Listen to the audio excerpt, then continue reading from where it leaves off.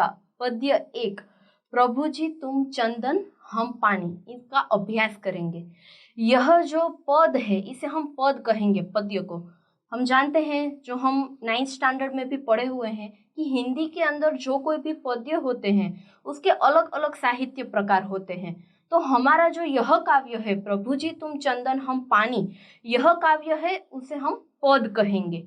यह पद है वो रैयादास, या तो हम रविदास भी उन्हें कह सकते हैं, यह कवि ने लिखा हुआ है, जिनका जन्म सन 1388 ईस्वी सन और निधन है वो सन 1518 ईस्वी सन में माना जाता है। ये कोई चौकस नहीं है, इसे हम अनुमानित कह सकते हैं, जो हमें पूछा भी नहीं जाता है, लेकिन सिर्फ हमारी जानकारी के लिए है।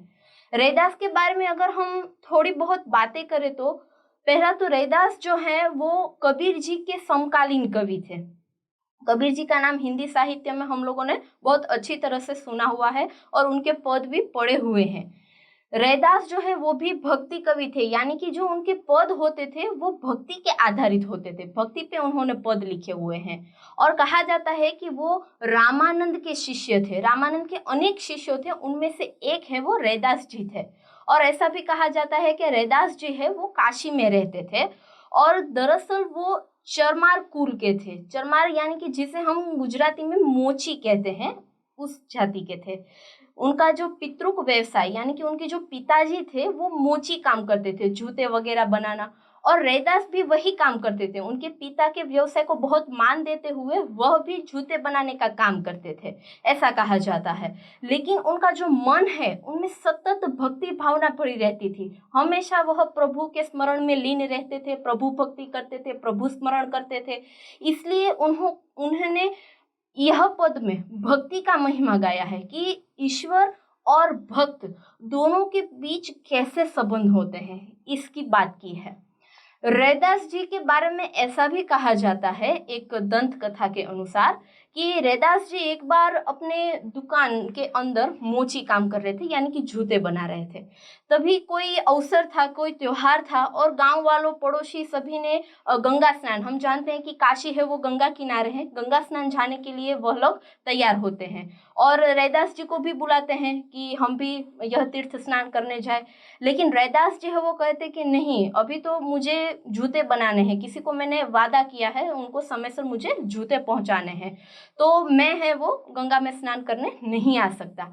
लेकिन हाँ, जो कठौती यानी कि जो मोची होते हैं वो चमड़ा पीटते हैं, साइड में पानी भरा हुआ होता है, उसे हम कठौती कहते हैं। और ऐसा कहा जाता है कि यह जो कहावत है मन चंगा तो कटौती में गंगा, वो उन्हीं के अवसर के बाद कहा जाता है। उन्होंने कहा कि भाई गंगा में स्नान करके ही मैं पवित्र नहीं होऊंगा, मेरे लिए तो ये कठौती का पानी है वही गंगा के पानी समान है, मैं इसी से स्नान कर लूंगा। और शायद इसीलिए ये कहावत कही जाती है कि मन चंगा तो कटौती में गंगा। अगर हमारा मन साफ हो तो कटौती में भरा हुआ पानी भी गंगा के समान है, ऐसी दंत कथा इनके बारे में कहा जाती है।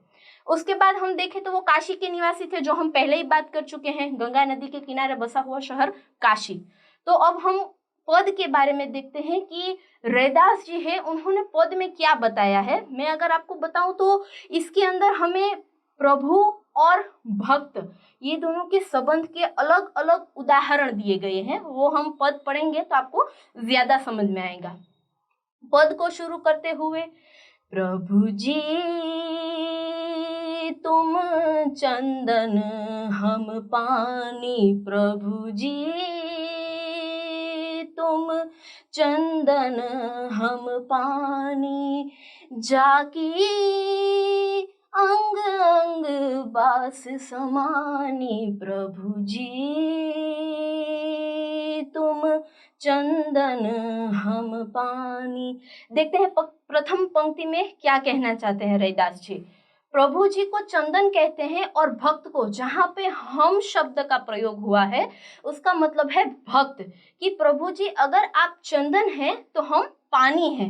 हम सभी जानते हैं अगर चंदन को हम ऐसे ही उसके पाउडर स्वरूप में हम लगाए तो वो उड़ जाता है या झड़ जाता है, लेकिन उसी चंदन को अगर हम पानी के अंदर घोलकर हमारे शरीर के किसी अंग में लगाए तो वो टिका रहता है।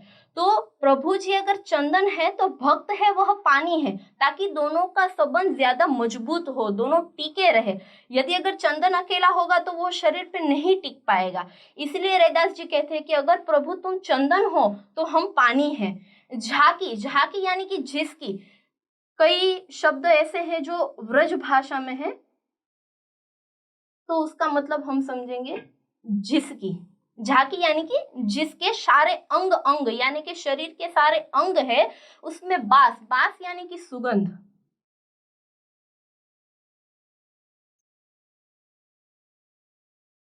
जिसकी बास यानी कि जो चंदन की सुगंध है वो पूरे शरीर में समा जाएगी। अगर प्रभु जी चंदन है और हम पानी हैं, और वह चंदन अगर हम हमारे शरीर में लगाते हैं तो पूरा हमारा शरीर है वो महक उठता है, ऐसा कहना चाहते हैं। अगर दोनों साथ में हो तो, यदि हम सिर्फ चंदन को लगाएंगे तो वो जड़ जाएगा, यदि सिर्फ पानी लगाएंगे तो सुगंध नहीं आएगा। तो जैसे चंदन और पानी दोनों का मिश्रण है वह सुगंध देता है, वैसे ही भक्त और ईश्वर दोनों अगर मिलकर दोनों का स्नेह भावना अच्छा हो तो वो संबंध है वो ज्यादा टिक पाता है। उसके बाद की पंक्ति देखते हैं। प्रभु जी तुम घन बन हम मोरा, प्रभु जी तुम घन बन हम मोरा, जैसे चितवत चंद चकोरा, प्रभु जी तुम घन बन हम मोरा। घन, घन यानी कि मित्र होता है बादल, जो मेघ लगता है, बादल जिसमें से बारिश आती है। और मोरा यानी कि मयूर, मोर जिसे हम मोर कहते हैं, मयूर, मोर। हमें पता है कि मोर है वो कब नृत्य करता है, जब उसे बादल दिखाई देते हैं कि हाँ आकाश में बादल लग गए हैं यानी कि अब बारिश आने वाली है, तब मोर है वो नृत्य करता है। तो यानी कि मोर और बादल दोनों के संबंध को बताया गया है। उसी तरह दूसरी पंक्ति के अंदर चंद चकोरा, चकोर है वो एक पक्षी का नाम है जो हम सभी ने सुना हुआ है। और चकोर के बारे में ऐसा कहा जाता है कि चकोर जो है वो हमेशा चांद की ओर देखता रहता है। तो यह दोनों का संबंध है, चांद और चकोरा। चितवत, चितवत यानी कि चित यानी हमारा मन, एकदम मन को तल्लीन करके चकोर है वो चांद के सामने देखता है, जैसे मोर है वो बादल के सामने देखता है। दोनों का मन जो है वो चितवत यानी कि मन से बंधे हुए हैं। जैसे मोर बादल से बंधा हुआ है, चकोर चांद से बंधा हुआ है, वैसे ही ईश्वर और भक्त दोनों एक दूसरे के साथ बने रहे, उनका संबंध टिका रहे। दूसरे पंक्ति में भी यही कहना चाहते हैं। हर एक पंक्ति में यही कहने का उद्देश्य है कि भक्त और ईश्वर दोनों का संबंध है वो टिका रहे, जैसे आत्मा और परमात्मा का। तो इसमें यही कहना चाहते हैं कि प्रभु जी अगर अब बादल बन यानी कि बन जाओ तो हम है वो मोर है यानी कि मयूर है, और अगर आप चंद है यानी कि चांद है तो हम चकोर है, जैसे चकोर चांद को देखता रहता है वैसे भी भक्त ईश्वर की भक्ति में तल्लीन रहना चाहता है। उसके बाद की पंक्ति हम मित्र देखें तो, प्रभु जी तुम दीपक हम बाती, प्रभु जी तुम दीपक हम बाती, जागी ज्योति बरे दिन राती, प्रभु जी तुम दीपक हम बाती। बाती का मतलब हम सब जानते हैं मित्रों, जो ज्योत जलती है, जो दीपक जलता है वो वैसे ही नहीं जलता, उसके लिए हमें बाती की जरूरत पड़ती है जो हम रुई से बनाते हैं। तो बाती, अगर बाती होगी तो दीपक जलेगा, यदि हमारे पास बाती नहीं तो हम दीपक कैसे जलाएंगे, दिया कैसे जलाएंगे। और अगर दिया है वो बाती के बगैर नहीं जल सकता या तो बुझ सकता, हमें बाती की जरूरत पड़ती है। तो प्रभु जी को यहाँ दीपक बताया गया है और हमें यानी कि भक्त को बाती, की प्रभु जी है वो तो दीपक है और हम क्या है, भक्त क्या है, बाती है। झाकी, झाकी जो आगे भी हमने देखा, झाकी का मतलब होगा जिसकी। ज्योति, ज्योति यानी कि प्रकाश, जो दिया होता है उसमें से जो ज्योति निकलती है वो ज्योति, जिसे हिंदी में लौ भी कहा जाता है। लौ यानी कि प्रकाश जो जलता है, दिया जो जलता है। दिन रात यानी कि दिन रात, पूरा दिन पूरी रात अगर प्रभु दीपक हो और मैं बाती हूँ तो वह जो दिया बनेगा वो दिया दिन रात चलता रहेगा, यानी कि जीवन भर यह संबंध है वो टिका रहेगा। जैसे दिया बाती का संबंध होता है, वैसे ही ईश्वर और भक्त यानी कि जो उनके दास हैं उनका संबंध भी टिका रहे, यह कहने का आशय रैयादास जी का है। उसके बाद की पंक्ति मित्र देखे तो, प्रभु जी तुम मोती हम धागा, प्रभु जी तुम मोती हम धागा, जैसे सो नहीं मिलत सुहागा, प्रभु जी तुम मोती हम धागा। मोती यानी कि जो माला होती है वो धागे में पिरोई होती है। यदि धागा हो तो मोती उसमें हम पिरो सकते हैं, वरना मोती है वो बिखर जाती है अगर धागा ना हो तो। और सिर्फ मोती भी काम की नहीं है, सिर्फ धागा भी काम का नहीं है। अगर दोनों होंगे तो हम धागे में मोती को पिरो सकेंगे और दोनों है उनका संबंध जो है वो मजबूत होगा। तो यही इसी तरह प्रभु जी को यदि मोती कहें, प्रभु जी को मोती कहा गया है और यहाँ भक्त को धागा कहा गया है। जैसे सोन ही मिलत सुहागा, सोन ही यानी कि सोना,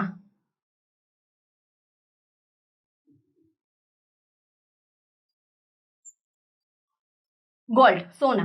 सुहागा, सुहागा जो है वो एक प्रकार का पदार्थ है मित्रों। हम सभी जानते हैं कि सोना जो होता है वो प्रवाही स्वरूप में होता है। यदि उसमें कोई और धातु मिश्र न की जाए तो वो फैला हुआ रहता है। अगर सोने में से हमें कोई चीज बनानी हो तो उसमें हमें कुछ और धातु, कुछ और खनिज जो है वो मिलानी पड़ती है, घोलनी पड़ती है, तभी सोना है वो टिका रहता है। तो सुहागा है वह एक खनिज है जिसकी वजह से सोना टिका रहता है, वरना सोना जो है वो प्रवाही की तरह बिखर जाता है। तो यहाँ यह कहना चाहते हैं कि जो प्रभु जी हैं वह मोती है तो हम धागा है, जैसे सोना ही मिले तो सुहागा। अगर प्रभु है वो सोना है तो हम सुहागा है। सुहागे की तरह सोने जैसे घुल जाते हैं वैसे प्रभु और ईश्वर के साथ भक्त है वो घुल जाए, दास जो है वो घुल जाए, ताकि वो संबंध टिका रहे। उसके बाद की पंक्ति मित्र देखे तो, प्रभु जी तुम स्वामी हम दासा, प्रभु जी तुम स्वामी हम दासा, ऐसी भक्ति करे रे दासा, प्रभु जी तुम स्वामी हम दासा। स्वामी, स्वामी यानी कि मालिक, और दास यानी कि उसका दास, उसका नौकर जो हमेशा उसकी भक्ति में पिरोया रहता है। ऐसी भक्ति करे रैदास, तो रैदास जो है वो ऐसी भक्ति करना चाहते हैं जिनके संबंध इतने मजबूत हो, आत्मा और परमात्मा जो है वह इतने मजबूत संबंध से बंधे रहे, जैसे चंदन के साथ पानी, जैसे बादल के साथ मोर, जैसे चांद के साथ चकोरा, दीपक के साथ बाती, मोती के साथ धागा, सोने के साथ सुहागा, वैसे ही स्वामी और दासा दोनों है वो एक दूसरे के साथ इतने मजबूत संबंध में टिक जाए कि वो कभी दूर ना हो पाए। आत्मा और परमात्मा, ईश्वर और भक्त के संबंध को यहाँ इतनी मजबूताई से बांधने के लिए रैदास जी ने उद्देश्य दिया हुआ है कि अगर कोई भक्त हो तो वो ऐसा हो जो ईश्वर के साथ ऐसे घुल जाए, तो ऐसी भक्ति करे रैदास। तो रैदास जो है वो ऐसी भक्ति करना चाहते हैं जैसे इन सभी वस्तुओं को मिलाए तो वो कभी नहीं टूट सकती, वो हमेशा जुड़ी रहती है। वैसे ही एक भक्त है वो अपने ईश्वर के साथ जुड़ा रहे। और रैदासा जो अंत में हमें कहा गया है, ज्यादातर रैदासा की जितने भी पद काव्य है, जितने भी भक्ति काव्य है, उन सभी में उन्होंने अंत वाली पंक्ति में अपना नाम लिखा गया है कि करे रैदासा, की रैदास जो है वो ऐसा कहना चाहते हैं, उनका उद्देश्य जो है वो ऐसा है। तो प्रस्तुत पंक्ति आप समझ गए होंगे मित्रों कि इसमें ईश्वर और दास दोनों के संबंध की बात है। उसके लिए हमें कितने उदाहरण दिए गए हैं, हर एक पंक्ति में एक एक उदाहरण द्वारा हमें समझाया गया है कि एक भक्त और एक ईश्वर दोनों के साथ में है जो कैसा संबंध होना, कितना निकट संबंध होना चाहिए।